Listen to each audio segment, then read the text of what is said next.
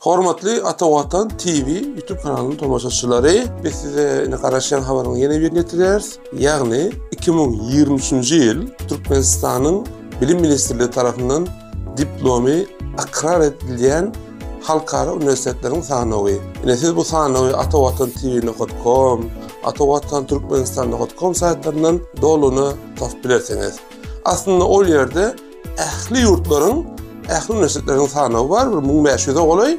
Aslında biz bir ay, 2 ay önce Türkiye'ninkini atavatanturkmenistan.com saytının birinci sayfasına yerleştirdik. Indi biz indi iskawatda her yurtlar boýunça da okuyucularına da tomoşaçylara anlatmalar ýalyk aýratyn hem bereriz. Her ilçe atavatanTV.com saytynyň ýa-da atavatanturkmenistan.com saytynyň bilim taýbatyna gelseňiz, şu sanawy doluny tapyp bilersiňiz. Hormatly tomoşaçylarymyz, ine şunun bilen 2023-nji ýyl üçin daşy ýurtlarda okumak bilen baglanşykly resimnamlary tawsiýe wagtynda ine şu spisege şu sanawy üstvermeli. Ine şu ýerde bir adam ýatdadyňyz gelýär.